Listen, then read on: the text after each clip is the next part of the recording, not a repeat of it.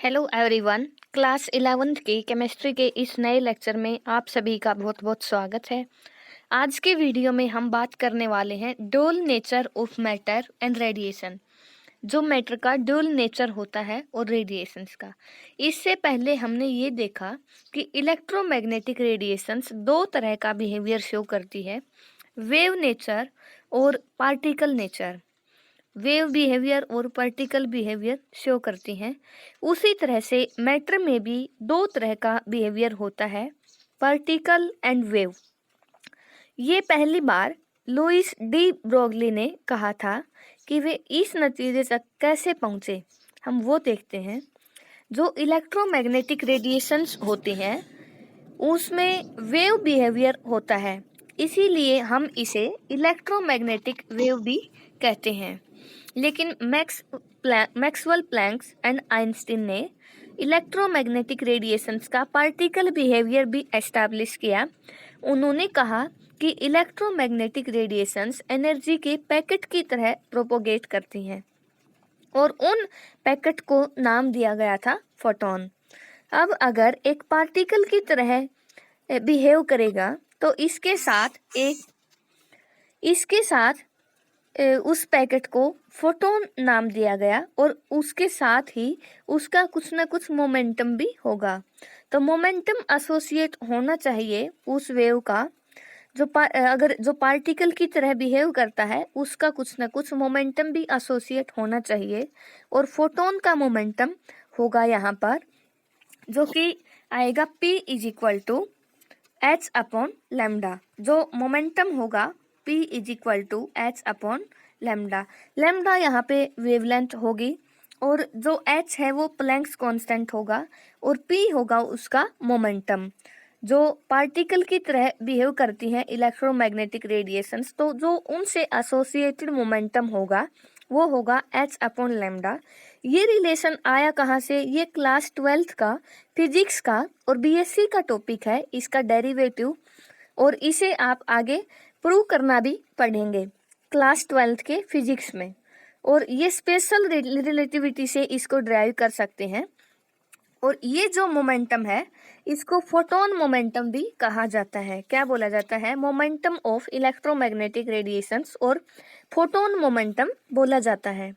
अब दूसरी तरफ बढ़ते हैं कि ये जो यूनिवर्स है, यूनिवर्स ये दो फंडामेंटल चीज़ों से मिलके बना है। किस किस से? दो फंडामेंटल चीज़ें कौन सी होंगी? एक तो होगी एनर्जी और दूसरा होगा मास। एनर्जी और मास ये जो दो फंडामेंटल चीज़ें हैं, इसके साथ ही ये आपस में इंटर रिलेटेड हैं। और ये रिलेशन है, कौन सा रिलेशन होगा एनर्जी और मास के बीच में? E is equal to mc²। ये रिलेशन होगा और ये रिलेशन आप 12th स्टैंडर्ड में पढ़ते हो फिजिक्स में। डी ब्रोगली ने कहा था कि एनर्जी और मास बिल्कुल इंटर रिलेटेड चीज़ें हैं। एनर्जी मास में और मास एनर्जी में कन्वर्ट हो सकता है। मतलब एक ही चीज़ के दो पहलू हैं, एनर्जी एंड मास। मतलब जो एनर्जी है उसका वेव नेचर शो करते हैं एनर्जी, और जो मास है वो पार्टिकल नेचर शो करता है। अब एनर्जी का पार्टिकल नेचर भी एस्टैब्लिश हो गया बाद में। मतलब जो एनर्जी है वो पार्टिकल नेचर भी शो करती है, ये डी ब्रोगली ने कहा। अगर ऐसा है कि मास और एनर्जी एक ही चीज़ों के दो पहलू हैं, मास और एनर्जी एक ही चीज़ के अगर दो पहलू होंगे तो मास का भी वेव नेचर होना चाहिए, क्योंकि एनर्जी का वेव नेचर भी शो करता है और पार्टिकल नेचर भी। ऐसे ही मास का अगर पार्टिकल नेचर मास का शो करता है तो उसका वेव नेचर भी होना चाहिए। लेकिन यहाँ पर एक बहुत बड़ा सवाल ये है कि मास अगर वेव नेचर शो करेगा तो उस वेव की कुछ ना कुछ वेवलेंथ होगी। ये डी ब्रोगली ने कहा था कि ये तो हमारे पास ऑलरेडी इक्वेशन है जो वेवलेंथ होगी, lambda is equal to H upon P। Lambda is equal to H upon P या फिर lambda is equal to H upon MC। यहाँ पे ये वेवलेंथ होगी। अगर एक बॉडी जिसका मास m है और वह v स्पीड से मूव कर रही है। कोई भी बॉडी है जिसका मास है m और वो किस स्पीड से मूव कर रही है, v स्पीड से, तो जो उसके इसके साथ एसोसिएट होगी एक वेव, और उस वेव की जो वेवलेंथ होगी lambda is equal to h upon p, उसकी ये वेवलेंथ होगी। तो गाइज, और जो हमने प्लैंक्स क्वांटम थ्योरी के अकॉर्डिंग जो पढ़ा था एनर्जी का रिलेशन, जो फोटोन का केस है उसमें energy is equal to H nu, Planck's quantum theory के अकॉर्डिंग, और न्यू यहाँ पे है फ्रीक्वेंसी किसी भी वेव की, और एच है यहाँ पे प्लैंक्स कांस्टेंट। और अगर फोटोन को सपोज किया जाए पार्टिकल करेक्टर, क्योंकि फोटोन कैसा भी है वो शो करेगा, पार्टिकल करेक्टर भी शो करता है, तो जो उसकी एनर्जी होगी, आइंस्टीन की जो इक्वेशन थी उसके अकॉर्डिंग क्या था, E is equal to M C square. और जो आइंस्टीन ने क्या सजेस्ट किया था कि लाइट ड्यूल नेचर की होती है, वेव नेचर और पार्टिकल नेचर, और उसके अकॉर्डिंग एनर्जी का रिलेशन था E is equal to M C square, और प्लैंक्स क्वांटम थ्योरी के अकॉर्डिंग जो रिलेशन था वो था E is equal to H nu. अब आप इन दोनों को अगर इक्वल प्रूव करते हो, मतलब इक्वेट करके चलते हो, फर्स्ट एंड सेकंड इक्वेशन, ये फर्स्ट मान ली हमने, ये सेकंड, दोनों को अगर इक्वेट करते हो energy H nu is equal to M C square, इनकी दोनों राइट हैंड साइड इक्वल होंगी। तो यहाँ से न्यू है is equal to C by lambda, क्योंकि न्यू का हमें पता है क्या होता है, velocity of light divided by wavelength, C by lambda. तो एच न्यू की जगह पे हमने पुट किया सी बाई लेमडा और is equal to M C square. जो लेमडा वेवलेंथ है वो कितनी आई, H upon M C. De Broglie pointed out that the above equation is applicable to any material particle. ये इक्वेशन किसके ऊपर एप्लीकेबल है, किसी भी मटेरियल पार्टिकल के ऊपर। The mass of photon is replaced by mass of material particle and velocity of photon is replaced by velocity v of material particle. अगर हमारे पास कोई भी मैटर है, कोई भी जो पार्टिकल है मैटर से रिलेटेड, तो उसके जो मास है उसको किससे रिप्लेस कर देंगे, जो फोटोन का मास है उसके साथ रिप्लेस कर देंगे, और जो फोटोन की वेलोसिटी होगी वो मटेरियल पार्टिकल से रिप्लेस कर सकते हैं। तो कोई भी मटेरियल पार्टिकल है, इलेक्ट्रॉन हो सकता है, प्रोटॉन या कुछ भी, तो उसकी जो वेवलेंथ होगी वो क्या होगी, H upon M we.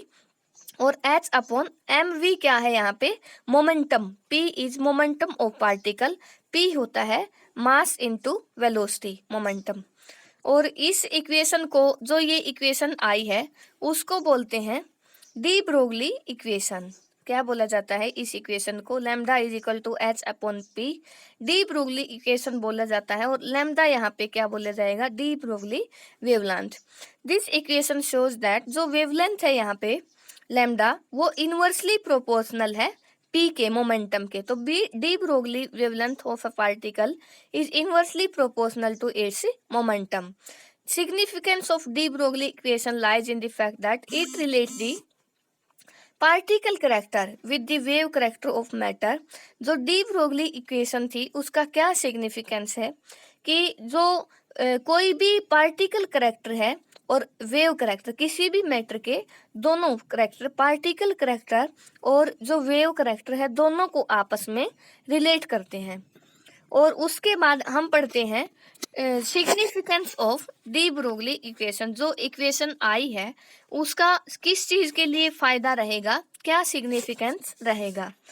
Although de Broglie equation is applicable to all material particles या ऑब्जेक्ट, वैसे तो डी ब्रोगली इक्वेशन सभी मटेरियल के ऊपर एप्लीकेबल हो सकती है, लेकिन इसका जो सिग्निफिकेंस है वो सिर्फ माइक्रोस्कोपिक पार्टिकल्स, जो छोटे पार्टिकल होते हैं, माइक्रो होता है छोटा और मैक्रो होता है बड़ा, तो बहुत छोटे पार्टिकल्स होते हैं, उसी के लिए इसका सिग्निफिकेंस है।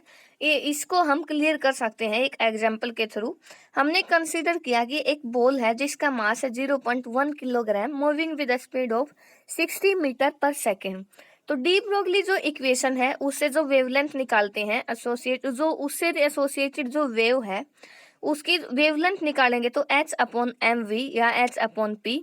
एच यहाँ पे प्लैंक्स कांस्टेंट की वैल्यू हमें पता होती है 6.625 इंटू 10⁻⁻34 किलोग्राम मीटर स्क्वायर पर सेकेंड। और मास यहाँ पे गिवन है इस चीज का, हमने कंसीडर कर रखा है, और एम वी वेलोसिटी यहाँ पे बता रखी है।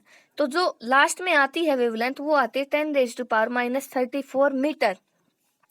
तो ये वेवलेंथ इतनी स्मॉल है कि कोई भी जो सामान्य ऑब्जर्वेशन है तो apparent that this wavelength is too small for ordinary, बहुत ही कम आती है ये। लेकिन अगर आप ये मानते हो कि कोई भी इलेक्ट्रॉन है with a rest mass or equal to 9.11 into 10⁻⁻31 kilogram, अगर कोई इलेक्ट्रॉन है और इलेक्ट्रॉन का मास होता है 9.1 into 10⁻⁻31 किलोग्राम, और जो अप्रोक्सीमेटली आता है कितना 10⁻⁻30 किलोग्राम, हम इतना लेते हैं, तो उसकी moving at the same speed, एक इतनी ही स्पीड से मूव कर रहा है, और उसकी वेवलेंथ लास्ट में कितनी आती है 10⁻⁵ मीटर, और एंगस्ट्रॉम में लेते हैं तो 10⁵ angstrom, which can be easily measured experimentally, जिसको एक्सपेरिमेंटली भी आसानी से मेजर कर सकते हैं। तो we come across macroscopic object in our everyday life, तो हम हमारी एवरीडे लाइफ में ऐसा तो है ही नहीं कि कोई एटम्स या कोई पार्टिकल्स देखते हैं, ऑब्जर्व करते हैं। हमारी डेली लाइफ में तो हम किन चीज़ों से हमेशा मैक्रोस्कोपिक ऑब्जेक्ट से ही हमारा तो वास्ता है। तो de Broglie relationship has no significance in everyday life, everyday life में इसका कोई भी फायदा नहीं है। हम एवरीडे लाइफ में जो मैक्रोस्कोपिक ऑब्जेक्ट हैं इसके ऊपर हम अप्लाई नहीं कर सकते हैं। तो do not observe any wave nature associated with the motion of a running car, या फिर कोई क्रिकेट बॉल है या कोई रनिंग कार है जो भी मैक्रोस्कोपिक ऑब्जेक्ट, या फिर कोई बस है, तो हम उसकी कोई वेव नेचर हम ऑब्जर्व नहीं कर सकते हैं। तो गाइज ये था आज का हमारा टॉपिक। आई होप आपको ये वीडियो पसंद आई होगी। So please like, share and subscribe my channel.